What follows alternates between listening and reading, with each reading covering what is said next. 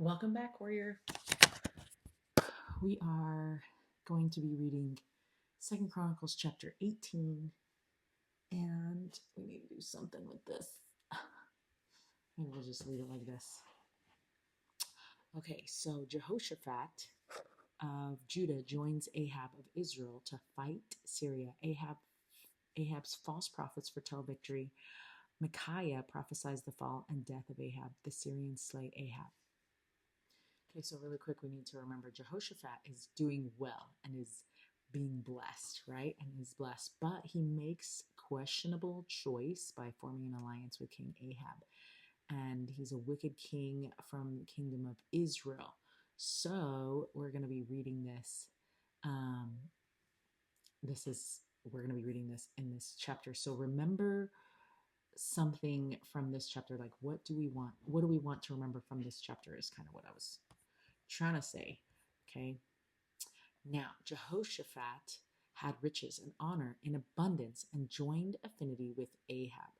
And after certain years, he went down to Ahab to Samaria. And Ahab killed sheep and oxen for him in abundance for the people that he had with him, and persuaded him to go up with him to Ramoth Gilead. And Ahab, king of Israel, said unto Jehoshaphat, king of Judah, Wilt thou go with me to Ramoth Gilead? And he answered him, I am as thou art, and my people as thy people, and we will be with thee in the war. And Jehoshaphat said unto the king of Israel, Inquire, I pray thee, at the word of the Lord today. Okay, so what is he saying? He's telling him to pray, right? Therefore the king of Israel gathered together of the prophets 400 men, and said unto them, Shall we go to Ramoth Gilead to battle, or shall I forbear? And they said, Go up, for God will deliver it into the king's hand. But Jehoshaphat said, Is there not here a prophet of the Lord, besides that we might inquire of him?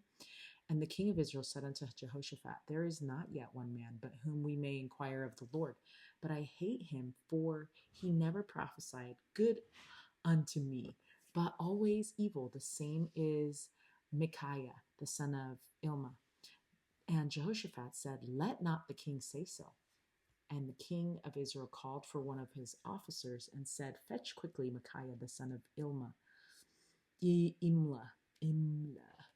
And the king of Israel and Jehoshaphat, king of Judah, sat either of them on his throne, clothed in their robes, and they sat in a void place at the entering of the gate. At the entering in of the gate of Samaria, and all the prophets prophesied before them. So it looked like Asa. Is that what I'm saying? I have to go back. I mean, it looked like Ahab. Asa. Why was it? Asa is the dad of Jehoshaphat. Okay, so it looks like King Ahab had a bunch of priests and people who he hired to be part of the church there, but it wasn't the prophet, and so they're currently waiting for the prophet to get to them. Because they just called for him, right? Okay, so now verse 10. And Zedekiah, the son of hold on, we haven't finished this. And king of Israel and Jehoshaphat, king of Judah, sat either of them on his throne, clothed in their robes, and they sat in a void place at the entering of the gate of Samaria, and all the prophets prophesied before them, but it wasn't like the real true prophet, right? And Zedekiah, the son of Chenanah, had made him horns of iron, and said, Thus saith the Lord, with these thou shalt push Syria until they be consumed. And all the prophets prophesied, and all the prophets prophesied, so saying, Go up to Ramoth Gilead and prosper, for the Lord shall deliver it into thine hand, or into the hand of the king. And the messenger that went to call Micaiah, who was the actual prophet, spake to him, saying, Behold, the words of the prophets declare good to the king with one assent. Let thy word, therefore, I pray thee, be like one of theirs, and speak thou good. Okay, so they're trying to be like, see, all these guys said these good things, so you should say the same thing. But that's not how prophets work, right? Prophets speak the words of the Lord, whether we like it or not, whether it's good news for us or not good news for us. Um, Verse 13, and Micaiah said, as the Lord liveth, even what my God saith, that will I speak. Ooh, that's a good one. Okay, so Second Chronicles, I'm going to write that down. 18:13. They speak what God says.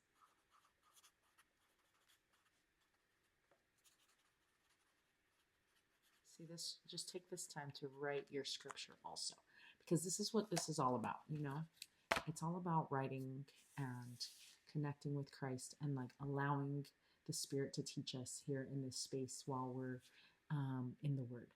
Okay, verse 14.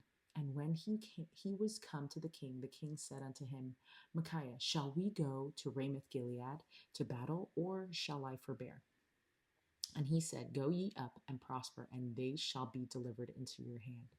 And the king said unto him, how many times shall I adjure thee that thou say nothing but the truth to me in the name of the Lord? Then he said, I did see all Israel scattered upon the mountains as sheep that have no shepherd. And the Lord said, these have no master. Let them return therefore every man to his house in peace. And the king of Israel said to Jehoshaphat, did I not tell thee that he would not prophesy good unto me, but evil? Okay, but this doesn't sound like evil. He's just telling him like, hey, you might want to just send everybody back home. It's not going to be good, right? Like, but it's not even just like send everybody back home and don't try again, but it's more like send everybody back home to like center themselves on Christ again, you know? So verse 18, he didn't like this. So he said, again, he said, therefore, hear the word of the Lord. I saw the Lord sitting upon his throne, and all the hosts, and all the hosts of heaven standing on his right hand and on his left. And the Lord said, who shall entice Ahab, king of Israel, that he may go up and fall at Ramoth Gilead? And one spake, saying, after this manner, and another saying, after that manner. Then there came out a spirit and stood before the Lord and said, I will entice him. And the Lord said unto him, wherewith? And he said, I will go out and be a lying spirit in the mouth of all his prophets. And the Lord said, thou shalt entice him, and thou shalt also prevail. Go out and do even so. Now therefore, behold, the Lord hath put a lying spirit in the mouth of these thy prophets, and the Lord hath spoken evil against thee. Then Zedekiah the son of Chenaanah came near and smote Micaiah upon the cheek and said, which way went the spirit of the Lord from me to speak unto thee? And Micaiah said, behold,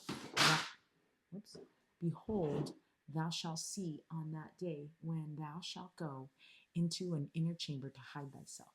Then the king of Israel said, take ye Micaiah and carry him back to Ammon, the governor of the city, and to Joash, the king's son, and say, thus saith the king, put this fellow in the prison and beat him with bread of affliction and with water of affliction until I return in peace. Like, why are we treating our prophet this way? And Micaiah said, if thou certainly return in peace, then hath not the Lord spoken by me? And he said, hearken all ye people.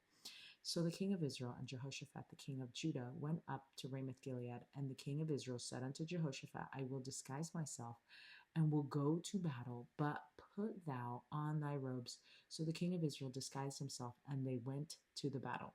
Okay, just because you disguise yourself does not mean that the Lord doesn't know where you're at, right? And that things don't still happen to us. Now the king of Syria, and maybe this is exactly what happened, or the whole reason why he was trying to deceive, like he was trying to go against what the Lord was saying and trying to trick the prophecy. How do you do that? Anyway, verse 30. Now the king of Syria had commanded the captains of the chariots that were with him, saying, fight ye not with small or great, save only the king of Israel. And it came to pass, when the captains of the chariots saw Jehoshaphat, that they said, it is the king of Israel. Therefore, they compassed about him to fight. But Jehoshaphat cried out, and the Lord helped him, and God moved them to depart from him. For it came to pass that when the captains of the chariots perceived that it was not the king of Israel, they turned back again from pursuing him. And a certain man drew a bow at a venture and smote the king of Israel between the joints of the harness. Therefore he said to his chariotmen, Turn thine hand, that thou mayest carry me out of the host, for I am wounded. And the battle increased that day. Howbeit the king of Israel stayed himself up in his chariot against the Syrians until the even, and about the time of the sun going down, he died. That's sad. So sad. Like, he was just supposed to go back home, right? That was the whole thing. So even after, okay, so we're done reading the scriptures, but even after hearing from many prophets who all say the same thing, Jehoshaphat senses something isn't quite right and asks if there's a true prophet of the Lord they can hear from. And Ahab admits that there is, but he avoids him because he doesn't like the messages that he sends him, right? So here we see that King Ahab surrounds himself with many prophets who just tell him what he wants to hear. Don't we surround ourselves with friends like that? And don't we try to only, like, I feel like sometimes during general conference, I just pick out certain phrases that I'm like, see, I'm doing those things right, instead of maybe challenging myself to listen to things that I might need to do differently. And it is definitely one of those things that is a challenge for me because I like to be patted on the back, like, oh, I'm doing so good, you know. But really, when I get comfortable, that's when my defenses can come down, and when I can be destroyed, when I can be taken down, is when I feel comfortable, right? So at first, Micaiah echoes the others, of course, because he's just like scared. So that's what they told him to say. But then when they ask him again, he speaks the truth that Israel will be scattered like sheep without a shepherd. And Ahab doesn't like this. So he wasn't really seeking the Lord's will. He just wanted confirmation of his own desires, because isn't that what we always want? So, what do you learn about seeking counsel from the Lord in this story? Um, and then we have the death of King Ahab. So this part of the story shows what happens when someone continues to reject the Lord's truth. Micaiah explains that Ahab's prophets are not speaking for God, and that Ahab, and we will go Ahab's prophets. We're going to say prophets like that because they are not actual prophets. But they're not speaking for God, and they're just speaking what Ahab wants to hear, right? So Ahab reacts with anger. Micaiah is struck and thrown into prison for telling the truth. Even then, Micaiah calmly testifies that the outcome will prove whose words are truly from the Lord. Ahab still goes into battle, trying to avoid the prophecy by disguising himself, which, is just not a good idea. And so despite his efforts, he still randomly gets struck in like what seems like a random moment, but it's not really random, right? And he eventually dies. Just like this reminder that ignoring the Lord's warnings doesn't change the outcome, right? Oh, guys. We can't outmaneuver God, but we can choose to listen to him and trust him and be guided safely by him. But if we choose not to, then that's on us. Okay, so that is it for chapter 18.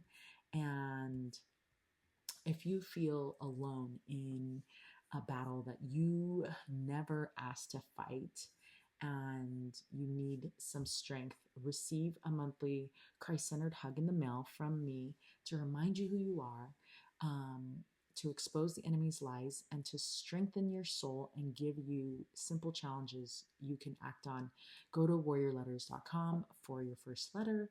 And if you need like a quick guidance in your morning routine, I go live on TikTok Monday through Thursdays at 5:05 a.m., where we do a check-in with our commander, Jesus Christ. We expose a lie from the enemy, then we cut right through it with the sword of truth, and then we end with a prayer prompt that we can either journal or we can ponder and think about throughout the day. Just kind of sets the tone for the day and is really awesome. So I am here whether you need strength in the mail for that um, physical touch, or in the morning, um, we are in this fight together. So until Second Chronicles chapter 19, stay strong, warrior.